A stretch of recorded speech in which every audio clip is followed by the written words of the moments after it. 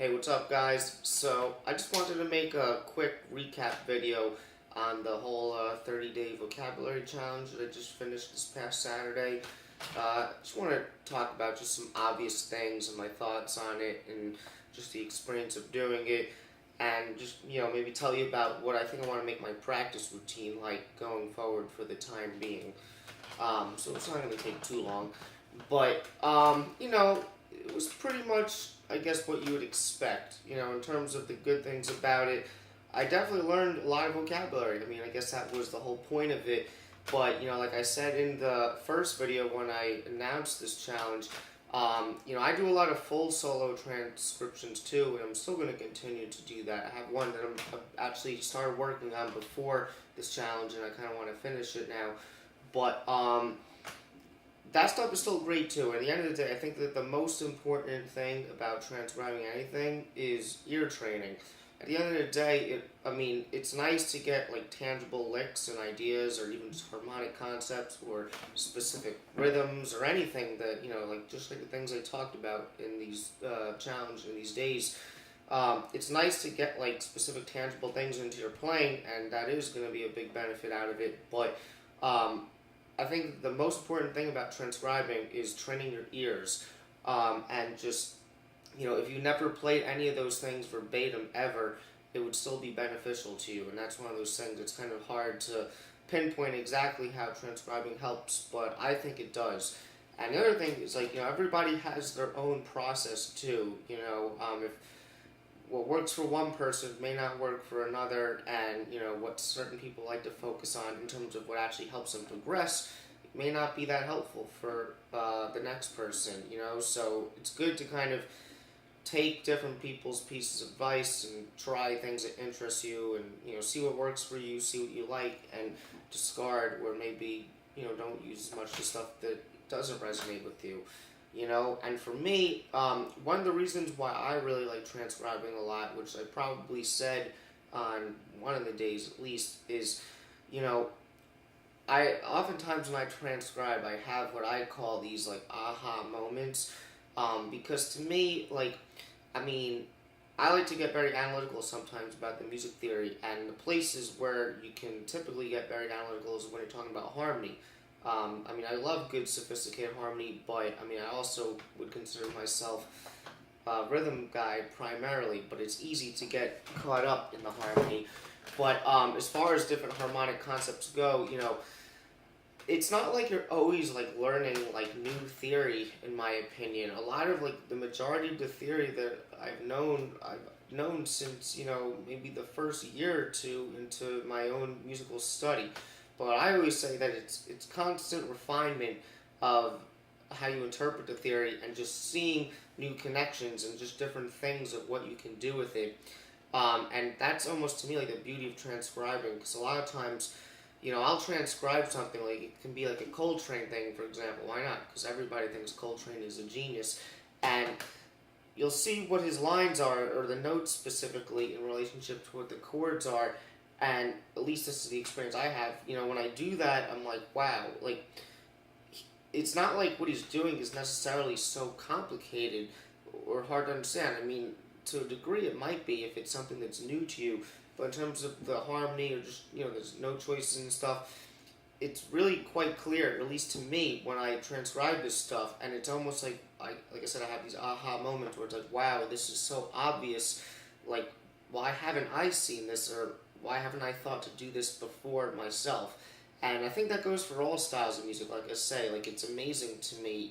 Even I have friends who like to do completely different guitar playing than what I normally do. Even someone who might do some country or some bluegrass stuff, and they might write a song.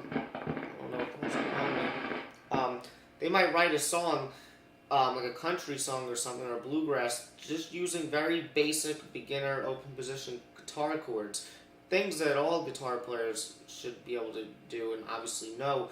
And I see, maybe I'm talking about the chord progression that they write here, and as easy and obvious as it is, I can look at something like that and think wow, I personally would never have thought to have written that. You know what I mean? So that's why transcribing to me is really cool, especially if you're learning things that sound good to you. Because obviously, if you're learning things that you really do enjoy, then you're going to actually be figuring out the types of things that resonate with your own stylistic voice. But again, it's like when I learn things and you kind of see what it is, it's kind of like. But when you transcribe things, it helps you see things like connections that you haven't seen before, and it basically lays it out in front of you. And if it's something that you like, then you know how to use it going forward. Okay. And another thing, like I said, because I documented this on YouTube, it's going to be a lot easier for me to go back and look at these videos and actually practice some of these things. Because, like I said, the benefits of this was that I learned a lot of vocabulary, but it is a lot. And if you didn't have something that you documented it with, I think that a lot of it wouldn't be retainable. And I've said that like similar things happen when you learn a whole solo. A lot of times it's just maybe one or two licks that get retained, because unless you continue to play that solo, which I actually do for practice with some solos that I've learned, you tend to forget a lot of the material. And some of the other, like, I guess you can say negatives, not really negatives, but drawbacks about really focusing to achieve this challenge, is that I guess, like, some of the other areas of my playing were lacking, because I made it the most important point to make sure that I learned something for this challenge every day. So obviously I learned a lot of vocabulary and I have a lot of good stuff to go back and dig at. But I would say that I probably didn't do like just a lot of just general playing during the 30 days. I didn't get to practice a lot of tunes. I didn't get to work on mainly like any songs I might want to record for YouTube or anything. So if it's something that you ever choose to do for yourself, for your own musical growth, I would keep that in mind, that, do it if you really have some time, that you don't have any other musical projects or anything to really work on that you would need to get done within that time. And then after the 30 days, you go back and you explore it all. Okay, so that's what I kind of want to talk about now. So I made this practice routine the other week that I thought would be a really good routine to use that would incorporate the vocabulary on certain days, because now obviously I want to go back and practice it, but it's not just about vocabulary, obviously. So this was the little weekly routine that I came up with. It basically uses, I like the idea of kind of doing a tune a week and picking maybe like a new song, something that's unfamiliar to you, to use as your vehicle every week. And it's really like a Monday through Friday schedule. And also keep in mind, like the way I practice, I really do like to be structured, but when it comes to guitar playing, sometimes I have a tendency to kind of go on tangents and just work on things that interest me in that moment. But just having a basic structure, I think, is good.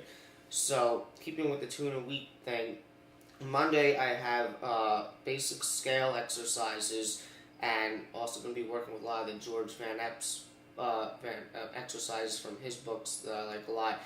And also, as far as the tune goes, to actually learn the tune, the melody and changes, and just get familiar with it.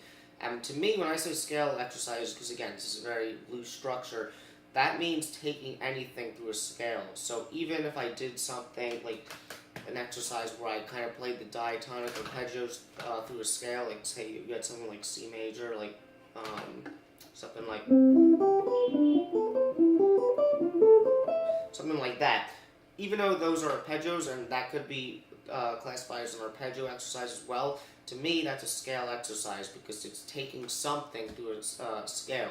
If you were to just play the scale straight up, you can say that you're just taking single notes through the scale. But also you can do things where you take chords or specific voicing, obviously, through a scale, and so on. So that's, to me, like, even if you're using arpeggios, what encompasses a scale exercise. Okay? Tuesday is going to be arpeggio exercises mainly.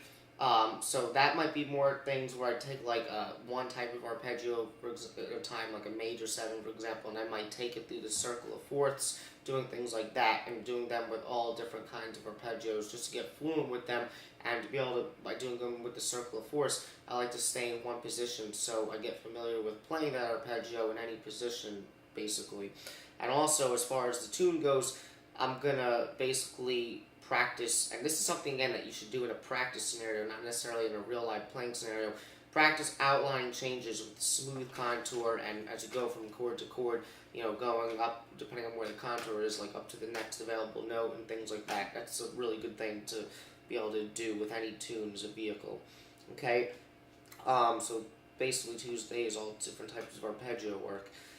Wednesday is going to be the comping day and like the chordal day. I mean, I'm going to do some chordal stuff on Monday as well, but basically want to make sure that my comping is real good for the tune and using the tune as the vehicle. And to me, when I'm thinking of comping, the two most important like concepts, if you want to kind of simplify your thinking and use these concepts and take it from there, is basically rhythm and voice leading. Okay, so think of all your comping ideas in terms of those two things mainly, rhythm and voice leading. So, you can practice your comping, making rhythmic exercises, trying to stick to a certain rhythm throughout the form, and also you can obviously apply voice leading to that, or you can just forget rhythm for a second and just come up with cool chords that have good voice leading, that's smooth, moving from chord to chord or shape to shape, so things like that. Okay, so then Thursday is going to be my actual vocabulary day, and like I said, so I have 30 days worth of vocabulary ideas to work with now, as well as anything else I want to do. And like I said, I like the idea that I just took fragments of solos instead of learning whole solos, because it's like I take the parts that resonate with me the most, and if it's like a lick, for example, I mean, as you saw throughout the days, different days are different things, but for things like licks, I might play them through the circle of fourths, so I get really familiar and internalize that lick. And obviously, I'm going to practice playing the tune and soloing over it and trying to. At first, I thought I would like literally do all 30 things or everything that is encompassed within those 30 days, like literally playing one after the other and maybe doing them all in like a certain key every day. But in certain days are not exactly so tangible things, but 30, that's a lot. So I think, I'm going to take it as it comes, but I think I'll pick a few things to focus on every Thursday with the vocabulary and really just kind of work them out and try and get more familiar with them, become fluent with them, and try to work them into solos. And again, this is a practice scenario. Ideally speaking, when you're really playing, again, you kind of have to throw these things in there if you want them to get into your playing eventually, but the ideal thing is to just play genuinely and play from your heart and almost sing over the changes. Okay? And then Friday, I'm going to focus mainly on rhythmic exercises, just because I always think that personally my timing is something that I can work on and become more consistent with so that it's fluent. Because personally, I love rhythm and I love timing, but I think it's one of the areas that I struggle with the most sometimes in terms of consistency, because like I've said before, my time feel, I think, when I'm playing at my best, it's largely dependent on my time feel. If my time feels good, all the other stuff tends to fill itself in automatically, largely speaking. But I have good days and I have bad days, so I think that working on rhythm and timing and having good exercises to help progress with that stuff will help build that consistency, and obviously it'll be applied to the tune. So that's a real good breakdown, I think, and using it for a tune as a vehicle every week. Again, generally speaking, Monday is scale stuff, Tuesdays arpeggios, Wednesdays comping and chords, rhythm with that stuff, Thursdays vocabulary, and Fridays rhythm. So if you like that, you can obviously take that and use it as well, and do it in any way that you like, whatever keeps you motivated. So I guess that's about it. I'm just kind of rambling here today. So I hope you enjoyed that. And yeah, I'm gonna try to continue to be consistent. Like I said earlier when I made the announcement, doing that challenge was a good way for me to force myself to make videos every day, because I do get lazy and I'm not the type of person that just likes to upload just for the sake of uploading. So again, I'm not just going to upload for the sake of uploading, but I will try to continue to make content for you guys, and I appreciate everybody that watches my stuff and enjoys it. And again, if you like it, please subscribe and share. So I hope you enjoyed that, and I'll talk to you soon.